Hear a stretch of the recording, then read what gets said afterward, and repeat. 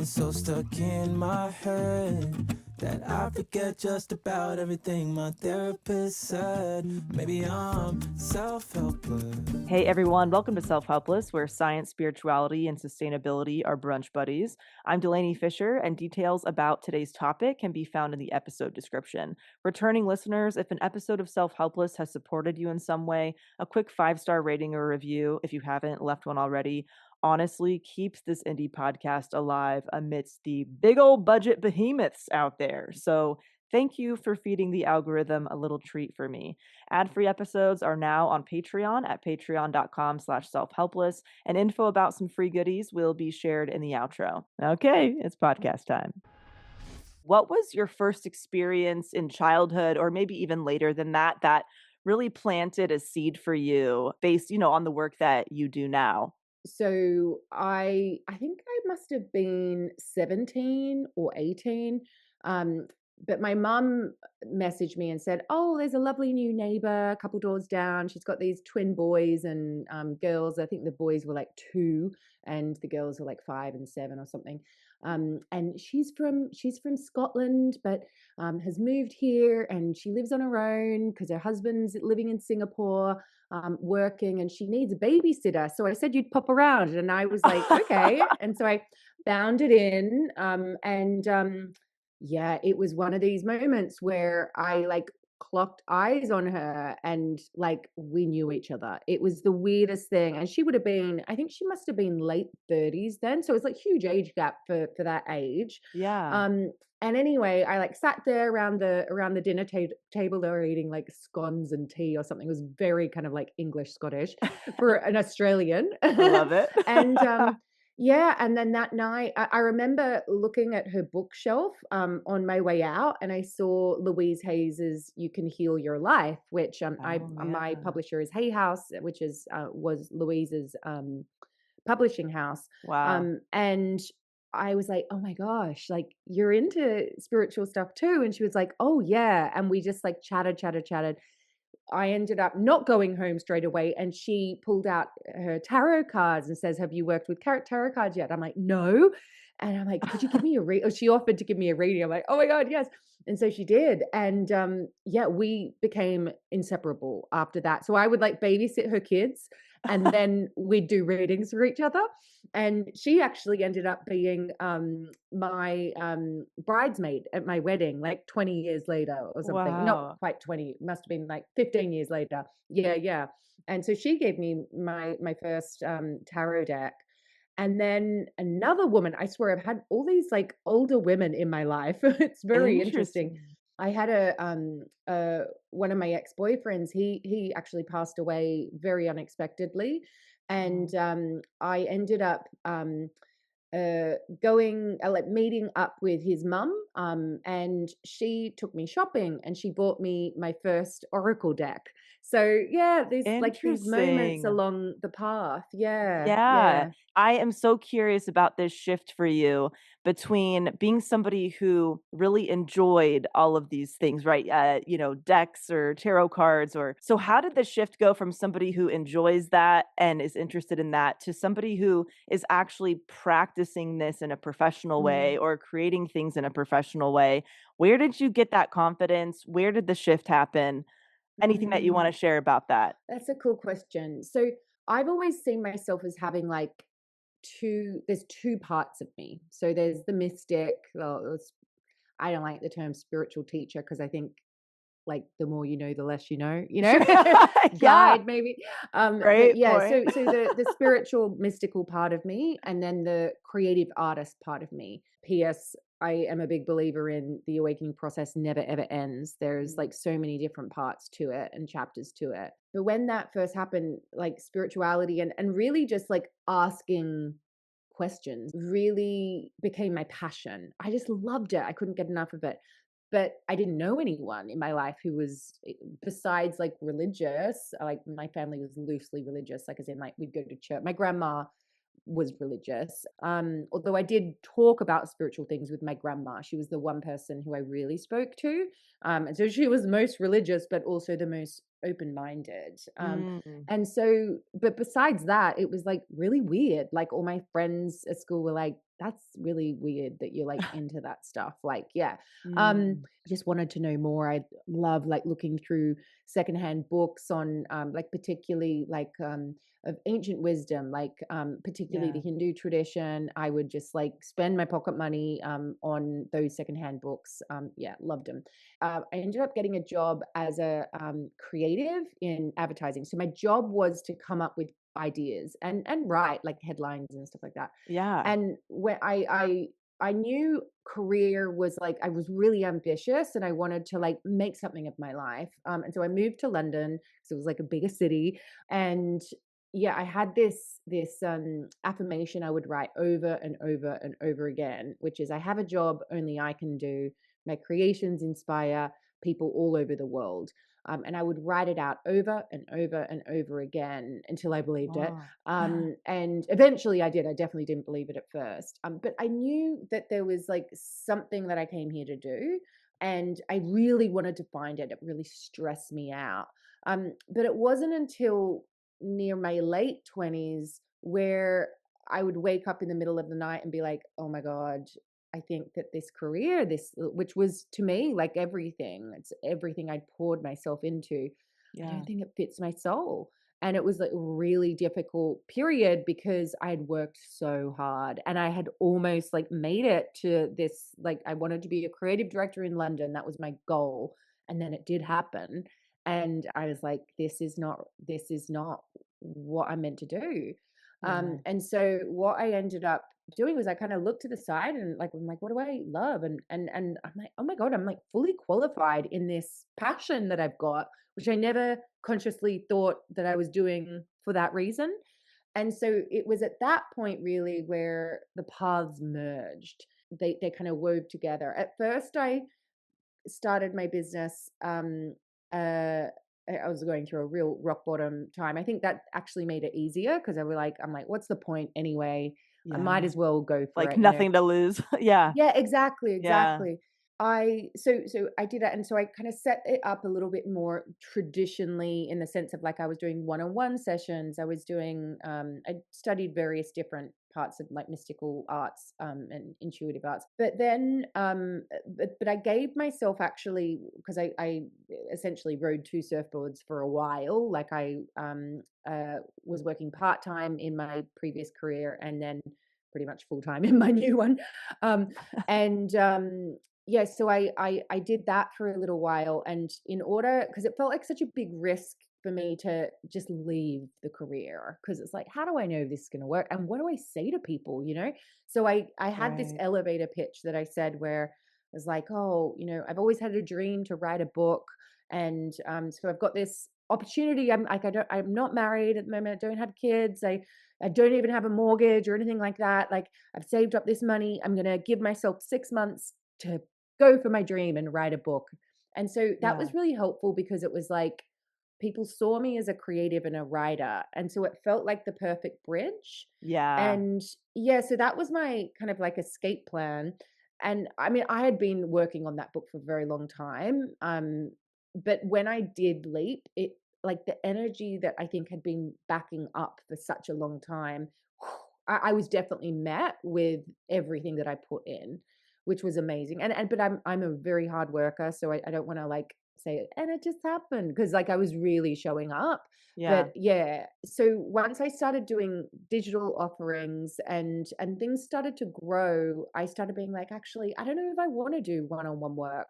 I did really like it, but I Yeah. knew it wasn't like I knew I was a creative at heart as well. Like I'm a channel who teaches rather than a teacher who creates. So I wrote my first book and my second book, and then my publisher said, "Have you considered doing an oracle deck?" Because I wasn't quite sure what the next book was going to be on. And I said, "Oh God, I've never considered that, but I love oracles. I could use them all the time. That'd be amazing." Right. And then I could feel the surge of energy there. It was like I was born to make oracle cards because of like the background I had as a creative director. I worked with Right. illustrators and artists. I would write headlines, I'd write copy. I think where I got the confidence from with my creativity was it was really fueled and crafted in really toxic conditions, to be honest, in advertising. Like my job was to, as a junior creative, I remember going into my executive creative's office, and I would literally have to come up with like 300 headlines to get one approved, and it was like really harsh. And then creating with it a deadline as well. I started realizing, okay, so my best ideas always come right at the beginning or right at the end. And that's when you surrender with creativity. And it's the same as intuition as well. Like you can't like hold too tightly to it. You have to like be open and then show up. So all the creative ideas and I think intuition, visions in the world are absolutely pointless unless you act on them. So like when I do my creative process, I always have so many ideas on the go. Yeah. And I'm looking to my right here while I'm talking to you because I've got my wall is filled with extra sticky post-it notes. Because Okay. I'll write if I'm doing a book, I'll write 100 titles and I'll know which one is the right one eventually, you know? So I'm not like waiting to find the perfect one. I'm in the Yes. motion of it, in the container of the deadline. Like I think every creative needs a deadline in order. I would still be writing my first book if I didn't have a deadline, right? Yes. How do I you feel to- about that with the creative process? I totally agree. I actually resonate Mm. with so much of what you said, just even from I went in as an art major in school and then I changed it. I Ah, came out a religious studies major. So I just became fascinated by different religions and practices from the age of 18. I'm Irish. So, oh yeah. I love learning about ancient Celtic traditions. I used to pull like runes with my mom before school, like just Mm, so fun. And what you said about that bridge from the professional world you were in into something that you wanted to do, that is such a, I think, a great tip and reminder for people that that confidence builds over time, and you also don't have to tell everybody about all of your hopes and dreams, especially if they mm, might not understand you, and you also don't have to know where it's leading. You just have yeah. this hunch that you want to transition. And I'm very similar about the creative process. Like I just write Mm, everything down and I just know that I may or may not use it and how fun it will be if I do use it at some point when it's the right mm, time. And I like that those full circle moments a lot. It's like what you even mentioned with seeing that book on the shelf in your friend's house. And then years later, that's the publishing company that is bringing your book into the world. I mean, that stuff is just so cool for me as somebody who can often ruminate about things from my past or choices I've made or whatever. It just feels like a nice confirmation that I'm where I'm supposed to be. I'm kind of right. I'm on the right path for myself. Like a recent example I can share is not too long ago, I signed with a new podcast network, and it's a network that this podcast almost signed with like 8 years ago. But at that time, it just wasn't the best fit. And now, cut to present day, the partnership does make sense for the evolution of the podcast. And it's moments like that where you just never know the connections that you make, how you both might meet again at a different mm, point in time. I just love when that stuff happens. It can feel very comforting. I'm curious about when people hear awakening, that can mean so many different things. What did that kind of look like for you? Or what questions did you start asking yourself that you hadn't been asking yourself before? Good question.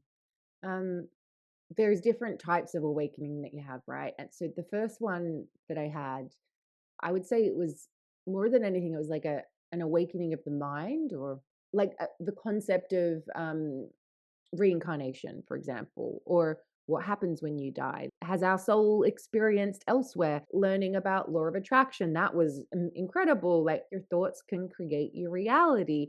Obviously, it's not just your thoughts that create your reality, but to like Right. see the world and beyond it with new eyes, really, and being like an explorer in a way. Yeah. Yeah. Yeah. It's that reminder that everything that existed was a thought first. That's what it makes me think of. Mm, Not the other way mm, around. Of course, things can have, they can trigger thoughts, but everything that came to be, at least, that we've created, had to mm. start in our brain, in our mind, in our Yeah. spirit, whatever you believe. And I also love what you said about, in your current career, when you weren't happy in like the advertising world and things like that, but Mm, you use that now, mm. even in your creative process. You might write 100 titles for fun, but pick Right. one where maybe it's a more pleasant experience now Oh my than it God. was. But Yes, I, exactly. I think that's always I know that that's something that I would have loved to hear when I felt like very lost and very Oh, unhappy in my old jobs. You will use those skills.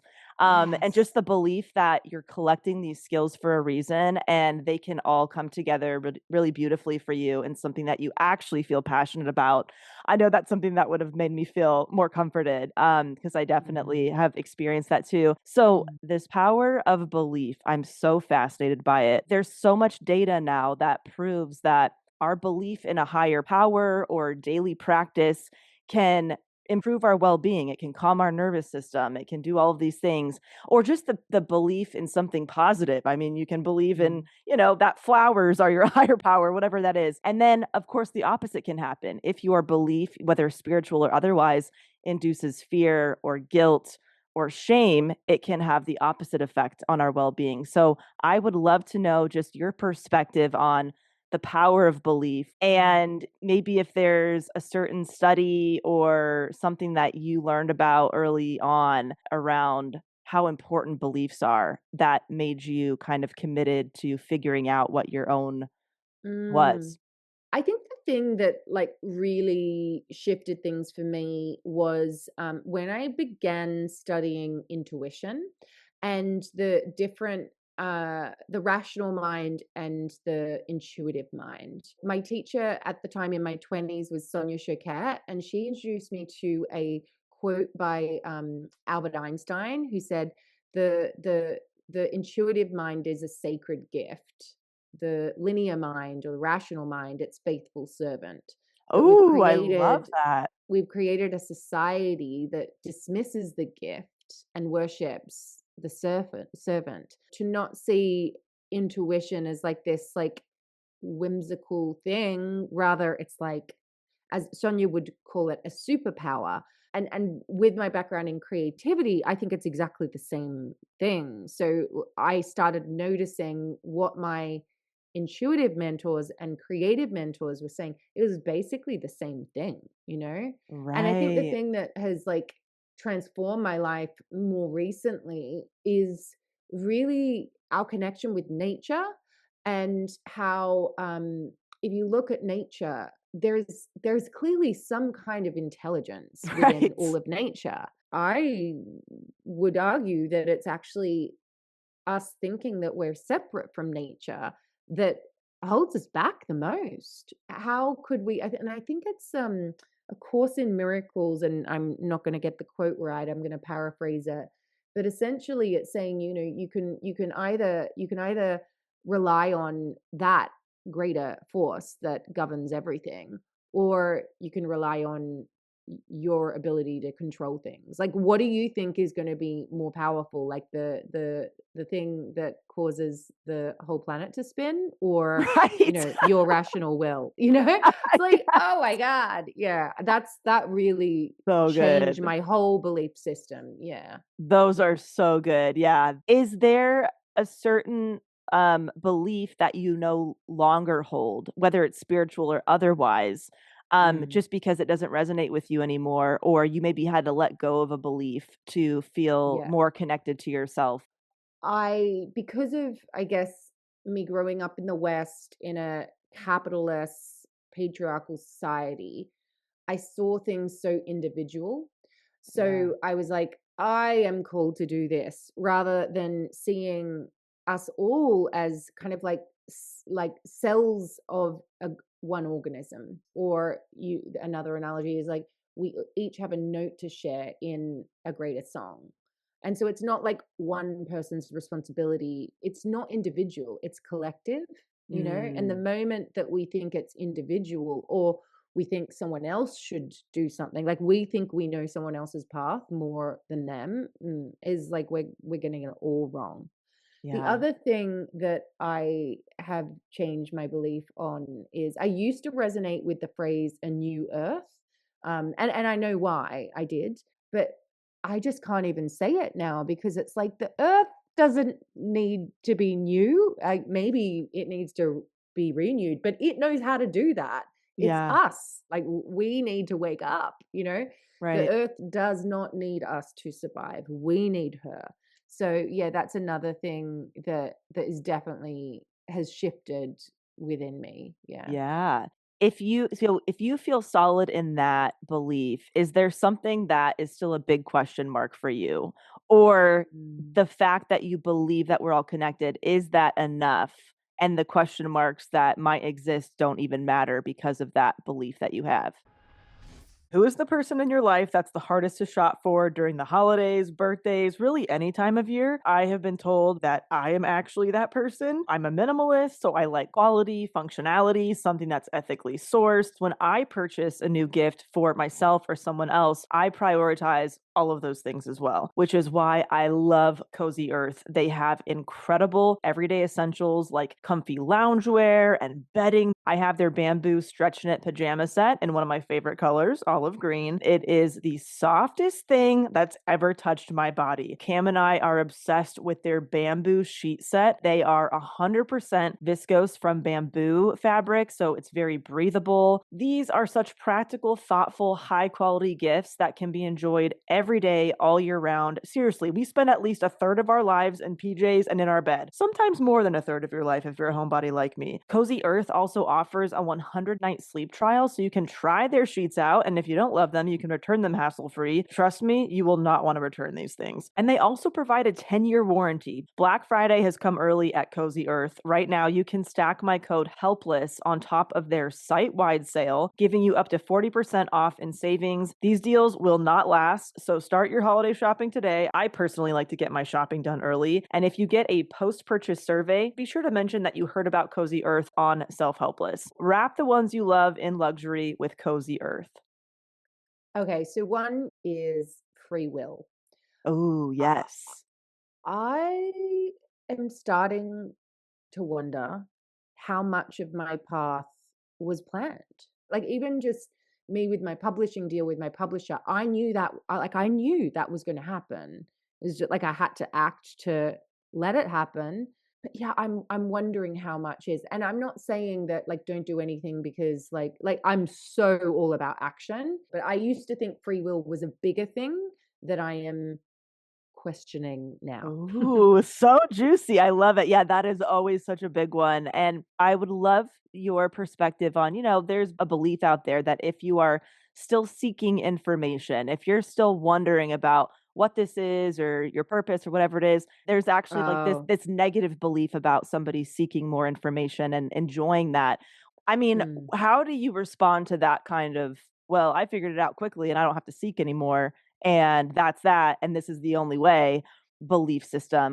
So I believe anyone who is like adamant that this is the way, yeah, I would kind of back away a little bit because I don't think we could possibly know the answers to the great mystery. And the people that I respect and admire the most, they say what they believe with conviction, but they're also open to their mind being changed, you know? So Right. that's what I believe.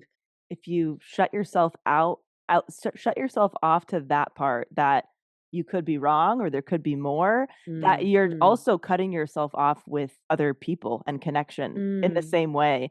Um, Totally. you know? And the same goes with creativity, you know, like if you're not willing to wonder and question and like play even, things don't drop in. Like you'll just get the same thing over and over and over again, you know? Yes, exactly.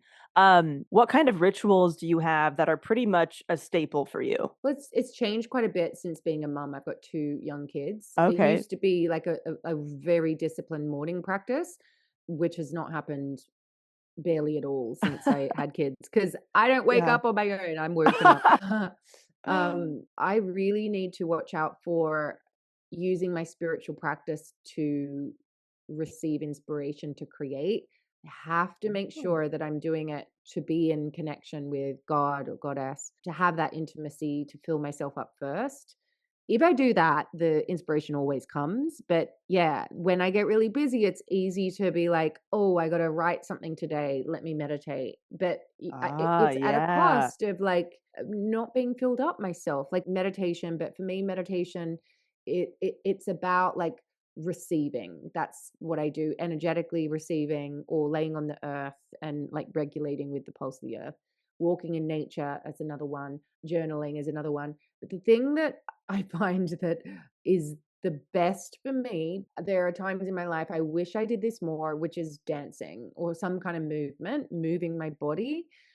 Because if I'm feeling a feeling and I don't clear it, it builds up and my body kind of shuts down a bit, or I'll kind of blow up a little bit, whether Yeah. that's through like an emotional outburst or just my body kind of swelling. So yeah, it always shows on my body. Yeah. Oh my gosh, what you said about the that kind of transactional meditation. Anytime I meditate because I want an answer to something in order to get a certain outcome, it just feels way harder, And I might get an answer, but it feels like a very heady answer that doesn't really move me forward. But if I meditate just to do it because I want the benefits of meditation, things often come naturally, or they come when I stop thinking about the thing altogether. When you know it's time to write a new oracle deck or something, what does that inspiration and process look like? And yeah, how do you get kind of like the themes for your decks? Where do they come from for you? So generally with any creative project, it's through I receive some kind of, I guess it's kind of like a transmission. And so you might say it's a creative muse. It's the mystery. Yeah. But I definitely have some kind of, it's like meeting someone for the first time that you have that connection with. That's what happens to me at an energetic level.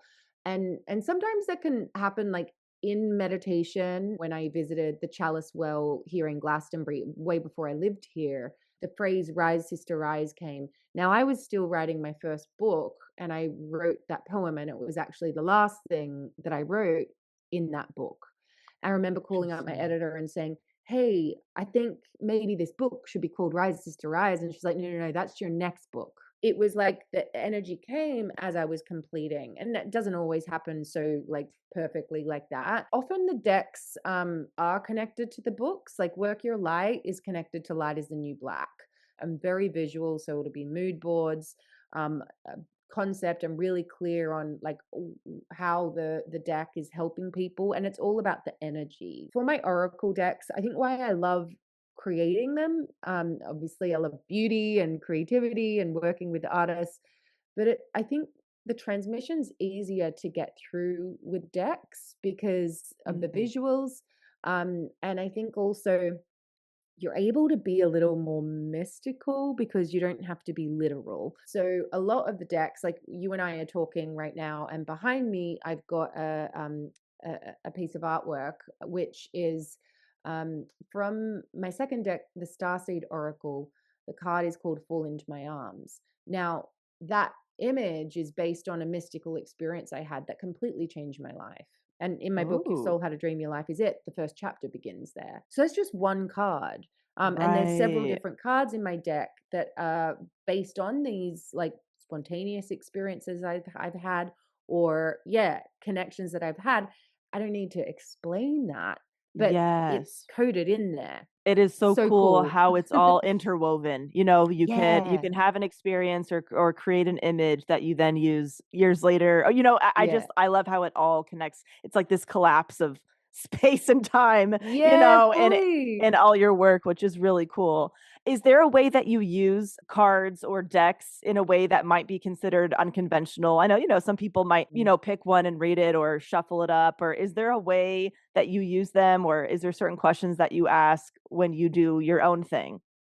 I think one way I've always used decks that maybe is a bit different from most people is I've always created like altars with them. And so, Ah. you pull your card of the day and it's like then like creating an altered space with it. So it's like bringing it into the physical. Because I Oh. mean, because they're physical and beautiful, they help us like hone our energy into the physical moment and then work out how to act. So yeah, that's why I really love doing altars. And in my new deck, the Inner Temple, I've got I know not everyone will be seeing this, but it basically is a portable altar box Oh, where you that's can so cool. I call it a oracle card display frame. So you pull your card and you put it in the deck, and there's this gold frame around it. So the box turns into this like triangular oracle card display frames to create an altar with. So I love that. So it can be, it's not just like pulling the card in the moment, it's about the card kind of transmitting and reminding you through the day. Oh my gosh, that's such a good idea. I've not heard that because visuals are so helpful, like that Yeah. subconscious reminder to do something or Mm. whatever. And now it makes me think like, what if I put my card on my mantle, but like maybe for a week's worth? And would I start Yeah. to notice a pattern or a month's worth or something? That is so cool. I really love that tip. It's such a good practice. Yeah. And you can also do it. I think this is another cool thing about oracle cards, which surprised me when I started creating them. I thought like oracle cards were like really kind of niche, more like it was like the hardcore um, woo woo people, you know. Yeah. But turns out it's the opposite. Like it's actually more of a Yeah. gateway than a book. And I get Yes. it now because a book requires a lot of energy to, read versus Right. a oracle card. Like you can just pull one and it's like, you can just dabble a little bit. They're also just so wonderful to um as a connection point with people. So like whether it's Right. like your husband or your kids or your girlfriends who are popped over. Like last night I had it was my birthday and I had a group of people around. It also happened to be the launch day of my deck. I know this Nice. way into the future.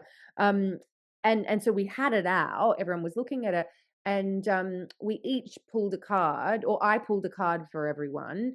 I didn't do a full reading, but I just pulled a card for them and showed them and said like what I thought, and then everyone else shared on it. So it's just like it's like a conversation starter. It's a way to like Yes. connect more deeply. Or you sit there with your friend and you're like, oh, there's something I'm really wanting to, like a question I'm living into, I can't quite decide what to do. And you can use the structure and the physicality of a deck to help you like enter into a deeper conversation rather than it be like just pros or cons, or even just like the gossip and round and round around, Yes. story. Yeah, I think they can shift the space. There's nothing I enjoy more than having my girlfriends over for a cup of tea and an oracle card pull. Like So that good. is my jam. And even bringing like a deck to a group of people that I haven't met yet, I've had strangers cry because they read Mm, something that they just absolutely needed to hear. It's just amazing what that connection and those moments can do where you're just giving time.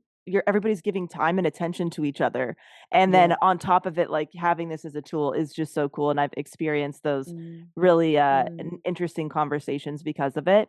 And I love the art of Oracle decks. I love how there's often collaborations. I love how there's also, kind of a blend of different cultural traditions and practices. mm, In your personal experience, like how do you mm, ensure that everybody feels well taken care of in the mm. collaboration? I know that, cultural appropriation can be an issue in this space, like, or even, tools like Palo Santo and Sage and things like that. How do you navigate that?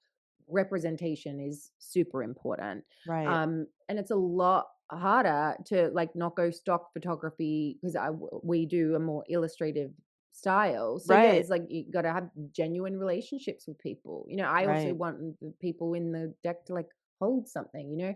It's something that takes a lot longer, a lot more time and energy in order to do, but it's so so so important. Yeah.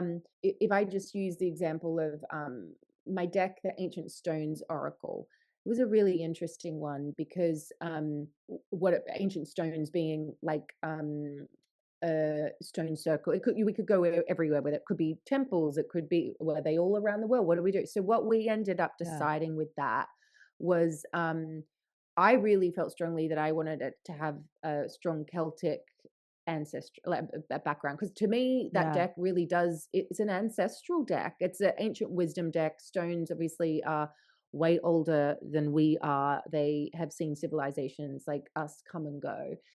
I worked with my publisher on this, and really came to the decision that I'm like, okay, I want it to be predominantly stones of my ancestry. Yeah. Um, and there were a couple of stones that I decided to put in there as well because I had a real direct experience of them. But yeah, it was a big decision point. Like you were talking about herbs and sacred Yeah. smoke, for Yeah. example. So I've studied Exactly. herbalism. So many of us are, wafting sage or Palo Santo or even just Yeah. incense without even knowing where it came from. We Right. don't realize that resin is from a tree. We're just Right. using it. Like when Right. what tree, and how disconnected we've become. If we reach back through all of our ancestral lines, and some of us need to go further back than others, there are indigenous earth-based traditions there, and Right. there is wisdom there. There's sacred wisdom there. And for me, working with a herb like nettle, which grows through the cracks of the pavement everywhere here, has been so, so healing. Dandelion, which is, oh, it's a weed. What's a weed? A weed is a wildflower that no matter how much you cut it back, it will grow back stronger and stronger and stronger. Yes, I love It's that. been so, so healing to recognize that, because I think our default is to go to the exotic, to be like, oh, that's what we need over there. But so Yes. often it's actually not. I remember when I began studying herbalism, I was so craving this nourishment, this reconnection to the earth that I never really understood. And at first, I began, we'd work with different plants, and I'd be like, okay, I'm going to Google and Amazon, whatever the plant was. Let's just say nettle, for example. I'm going to get nettle in. I didn't know what nettle looked like as a plant at that stage. I just knew I wanted to drink nettle tea or infusions. I didn't know how to identify it in the wild. Well, it Mm. doesn't even need to be the wild. It could be, around the corner. And then I was like, oh, okay, I'll source it locally. And then, so I'd get it in the UK. It grows here in the UK. That's interesting. And then I was like, oh, I've got a local herbal store literally like up the road. So I'll go into that store myself and get it. Then I'm walking with my son, and I'm like, oh my gosh, that's nettle. Nettle's been here the whole time, and I did not have Mm. eyes to see it. It just blew me away. It sounds so basic and simple and maybe a little over the top, but it was a really big moment for me.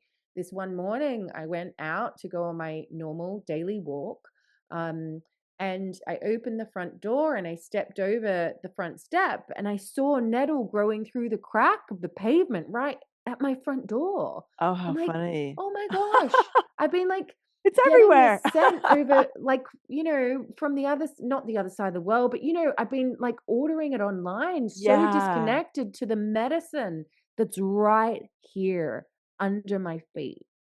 And that so, is yeah, that cool. was a really big moment for me. And yeah, when I'm teaching particularly about sacred smoke, it's like, first of all, like, something like particularly white sage, which, is endangered in many cases, and just recognizing how sacred it is. And you don't need a big smudge stick, just one little piece is enough.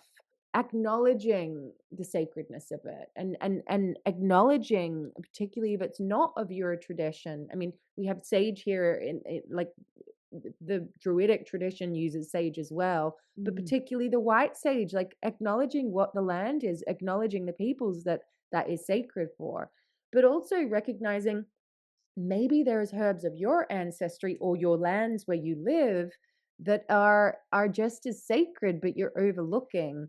So for example, my gosh, you can see I get so I so love this. excited about herbs. Yes, I yes. love herbs. So So good. mugwort is a plant that I work with a lot here. At first, again, I discovered it, and I buy it from the herbal store, but then it's like I grow it now. And so each day I've got a pot on my desk, and I'm often just like pulling little bits off, and I've got an old school English agar, which is basically like a It's like an old school oven, but you could do it on a radiator, and I'll just put those bits of herbs on there, and it'll dry Yeah. out, and then that's my incense, you know? Yes. I remember the first time I harvested resin. My friend Tasha is a guardian of the land of the place I used to do retreats. And I told her I'd really love to harvest some resin. This is 6 months before we're doing our retreat. She's like, well, we better get going then, because it takes a little while. And so she took me into the forest where we were, and it was the woodlands, as you call it here. And we dragged a knife across the tree, and then each time I came back, we'd go and check, and she's like, we harvested it for my retreat, and it took that amount Oh, of time. And so it just, and I described it to my students, and I'm like, we have been creating this over the past, well, we didn't create it, we have been working with the tree. yeah. Thank you, tree, for us to be able to have this resin, which is a blessing of the spruce tree. That's what we had. And the way everyone used it was completely different to had they not known that. You know, they're Yeah. taking sparingly, and they're saying, thank you, tree. We went and saw the tree, you know.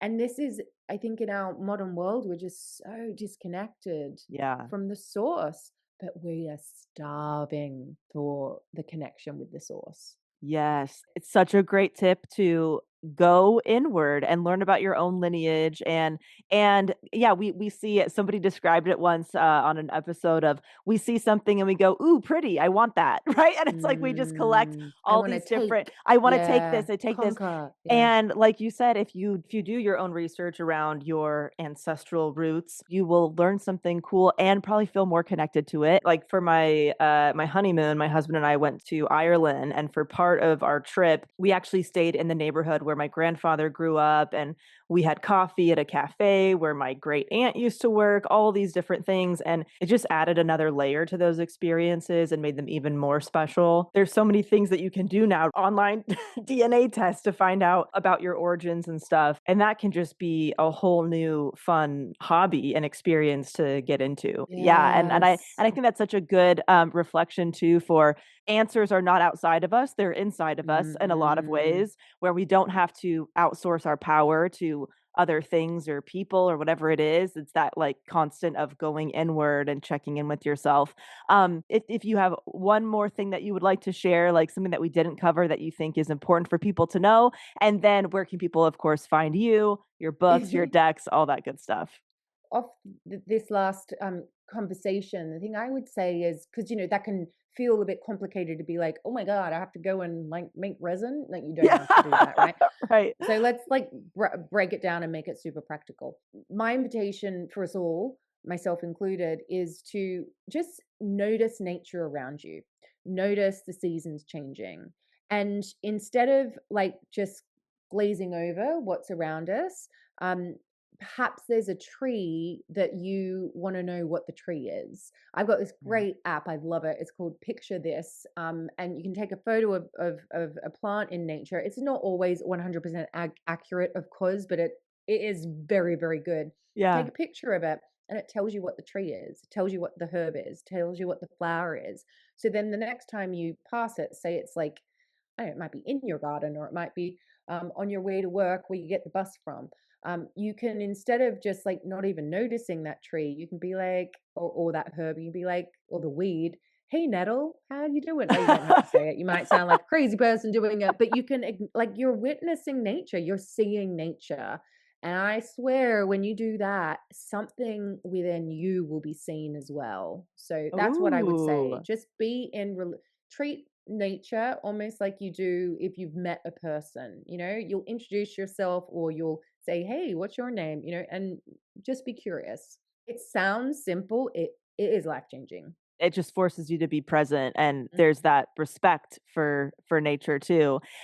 Rebecca, this was so fun. Where can people find you, your work, all that good stuff? Head to my website, rebeccacampbell.me, and you'll find everything there, from my oracle decks. I've got books, and I've got a training called like a certified oracle card reader training. So I know we touched on oracle card reading. So if you want to kind of like get more confident in that, that's a great place to start.